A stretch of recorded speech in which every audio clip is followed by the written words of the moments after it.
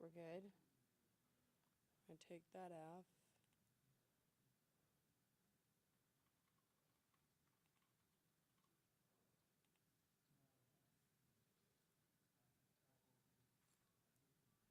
Okay.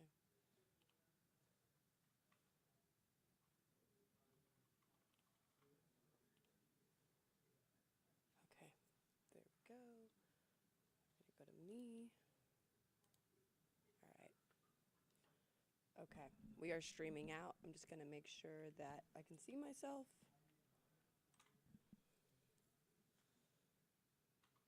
All right, once I see myself, we will get a mic check. Looks like my levels are good. I'm probably going to pop up here pretty soon. Ellie, I don't know if you can help me with that. It'll probably show me pretty soon. Maybe, yep, there I am. Okay. Let me know if you hear me. Hi, everybody. If you are tuning in with us here at the First Alert Desk, my name is Tori Cooper, and we are happy to welcome you in here to provide this evening update for you. Gosh, what a stunning day it is outside. And we're just really happy that you guys choose to engage with us on all of these different platforms. And whenever I come on here, I always just want to give you a brief update on some of the stories that we're working on, the ones we've discussed in our editorial meetings, and where we have assigned our reporters to gather up more information on the stories that are developing and that you want to know about. So one of the stories that certainly caught my attention right when I got up this morning was what took place in Midtown. So let's dive right into that. If you are familiar with the Midtown area, where many people in our LGBTQ plus community frequent, it's a great bar, not just for the LGBTQ plus community, but also for anyone who just wants to have one of the best times ever. Blake's on the Park in Midtown. It's right there by the Rainbow Crosswalk. I've been there several times. I've always had a great time with friends, and today we're learning that a fire broke out there causing significant damage, and it does look like they are going to have a road to repairs with that. So let me just show you some of the video that we were able to get from inside and outside. Right now, the fire department is still working to get us some more information, but the good news is that no one was injured. This shows the fire crews on the scene out there. You can see that there was pretty extensive damage to the roof. But whenever something like this happens at a place where people congregate, and knowing that no one was hurt, that is the best news, especially since Blake's is open until at least about 3 a.m.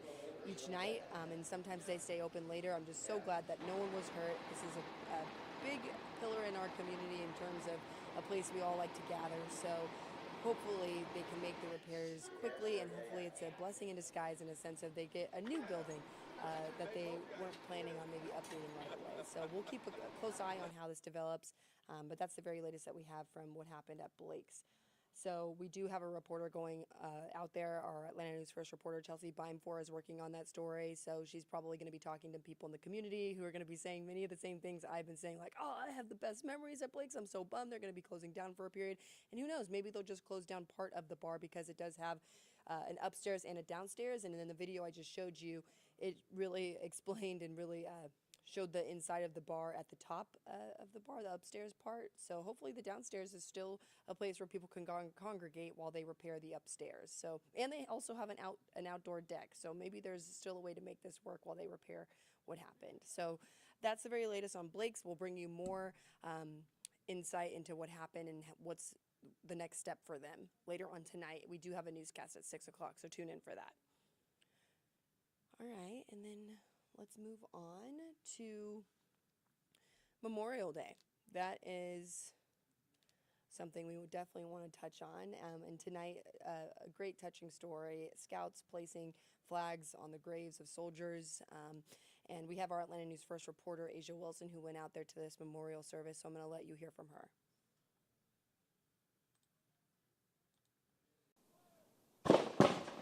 Memorial Day is so very important to those who will honor their family members, friends, those who gave the ultimate sacrifice for us. Nearly 1,000 scouts filled the Marietta National Cemetery early Saturday morning. We were putting out flags for the military because the military protected us. Kyra and Karma, a part of the Cub Scouts of America, are two of many who placed the American flag on the graves of 19,000 military personnel who serve in American wars. For our family, I had an uncle who was shot down over Germany during World War II. I grew up with the memory of my uncle and to visit him every Memorial Day. Charlotte Christian is the president of the National Memorial Day Association of Georgia. She says seeing so many kids spending part of their holiday weekend to do this meant so much to her family. And I think it will give a lot of comfort to those who come out on Memorial Day to see their family members remembered this way. I think it gives us hope for the future that these scouts have the willingness to honor those who have given the ultimate sacrifice. Also in the crowd, Marietta National has the lowest unknown ratio. Brad Quinlan, a historian who's volunteered at the National Cemetery for 40 years. He's compiled thousands of documents of history and says this work is important to continue.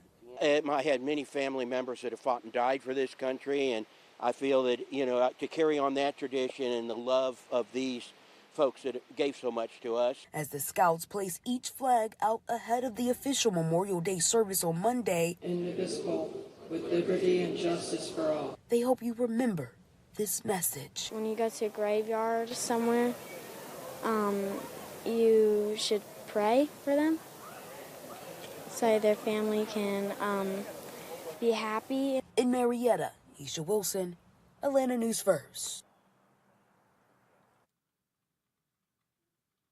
To see our scouts getting out there to pay their respects. So that's also something that was happening that's happy in a sense of just honoring the soldiers, the men and women who really paid the ultimate sacrifice.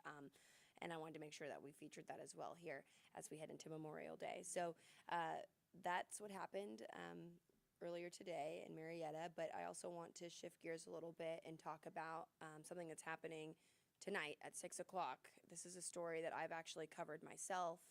Many other people have been covering for the last few weeks, but we really helped get this on the map. Our Atlanta News First reporter, Bridget Spencer, really was one of the first reporters to talk to the family members of 23-year-old Briana Winston, who unfortunately died.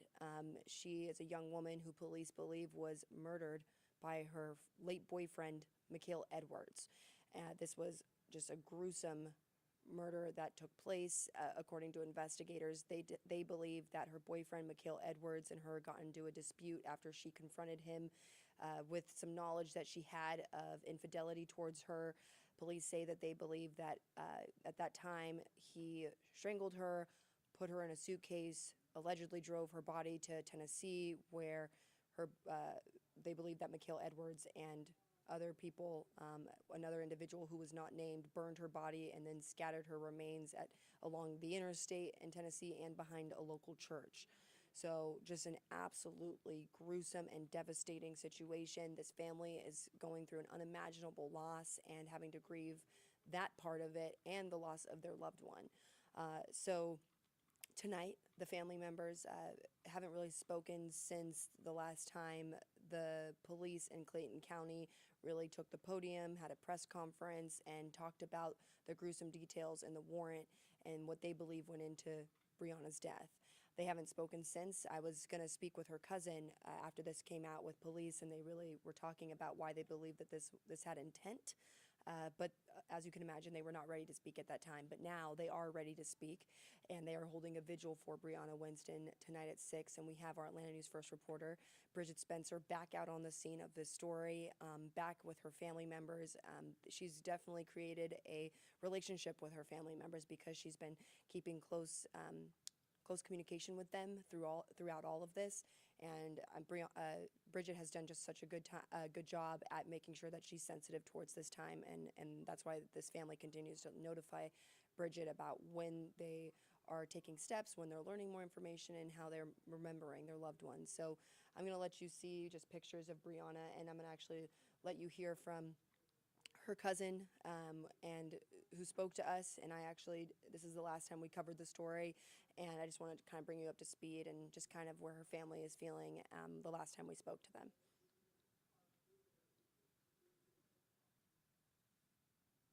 I remember having her all the time when she was a baby, playing in her hair. It's small memories like this that Jasmine Walker is cherishing now more than ever before. The last couple of months it's been hard. I've had sleepless nights, just up worrying, just thinking like, where's Briana? Her cousin, 23-year-old Briana Winston, was last seen on March 16th, and now the Clayton County Police Department says they believe she was murdered by her boyfriend. It was malice murder because it took some forethought. Police say her boyfriend, Mikhail Edwards, planned to kill her and eventually carried out that plan.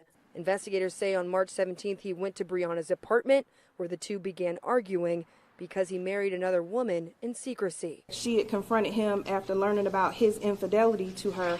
He choked her. From there, police say Mikhail put her body in a suitcase, drove to a man's house in Tennessee, burned her body.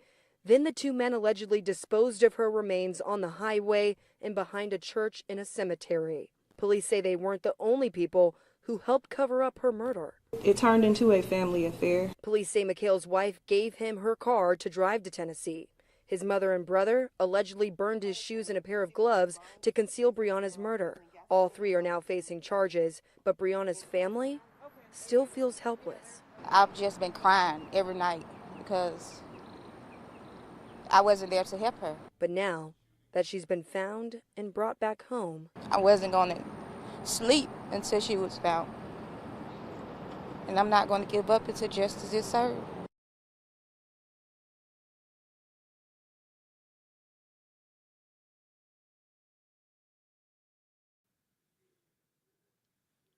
the next step is justice for Briana Winston. You heard it right there from her cousin. They're not going to stop until justice is achieved, and that's what they want to see. And we imagine that's going to be some of the same sentiment that family members share tonight at the vigil. We'll take you to that vigil at 6 o'clock, live with our reporter, Bridget Spencer, on the scene with her family. So thank you so much for joining me here at the First Alert Desk. We're so happy that you always tune in and you're continuing to follow the stories that matter in our community with us here at Atlanta News First. We're always working to get you the best information as possible, most up-to-date information from all the stories that are going on and happenings. All right, well, we'll see you on the other side at 6, 10, and 11, and we will see you back here on the First Alert Desk at 8 p.m. when Miss Carly Barnett has another update for you. All right, take care.